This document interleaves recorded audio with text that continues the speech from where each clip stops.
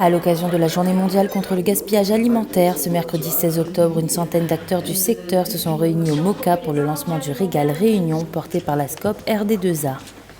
La charte du réseau pour éviter le gaspillage alimentaire a été signée par les financeurs et partenaires à l'initiative de ce projet. Régal Réunion, alors un régal, c'est un réseau pour éviter le gaspillage alimentaire.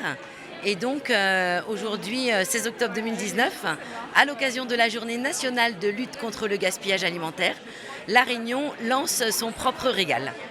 C'est donc un réseau par et pour les acteurs, pour réfléchir et agir ensemble, pour promouvoir le bien manger pour soi et pour la planète sur notre territoire. Le département a été un partenaire opérationnel de premier plan et tous les EPCI de l'île sont membres actifs des groupes de travail. Effectivement, le département est un partenaire incontournable de cette charte où plusieurs actions au sein du département à travers les collèges.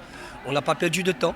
On a depuis quelques années mis le dispositif No Gaspille où 15 collèges du département participent à la lutte contre le gaspillage. Et ces collèges sont des collèges effectivement expérimentaux et ça permet aussi à sensibiliser et éduquer les enfants à pouvoir effectivement en amont pouvoir lutter contre le gaspillage alimentaire.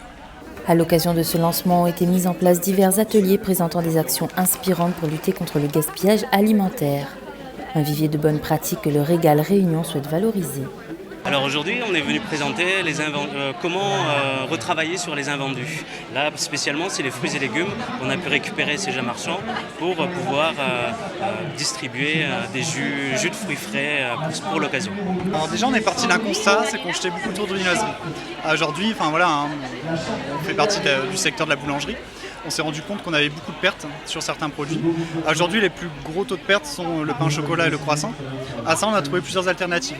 Donc, par exemple, pour le croissant fourré. Donc ça, c'est bien un croissant de la veille. Donc on ne fabrique pas des croissants pour faire des croissants fourrés. C'est pour ça que de temps en temps, on peut faire des clients peut-être un petit peu déçus. C'est-à-dire que si on n'a pas de croissant en perte la veille, on ne retrouvera pas de croissant fourré dans nos vitrines le lendemain.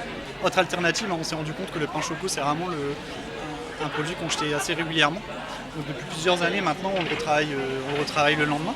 Donc encore une fois, on ne fabrique pas des produits pour faire des pains choco amandes, c'est vraiment en fonction de ce qui nous est resté la veille. Nous, on a mis en place, par l'intermédiaire de Micronote, donc une application qui s'appelle Zotbarket, pour mettre en place une traçabilité pour la valorisation des excédents alimentaires de production de la restauration scolaire au profit de la solidarité collective.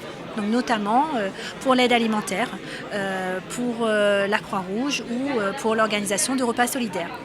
Une lutte contre le gaspillage alimentaire en vue d'atteindre moins 50% de gaspillage d'ici 2025.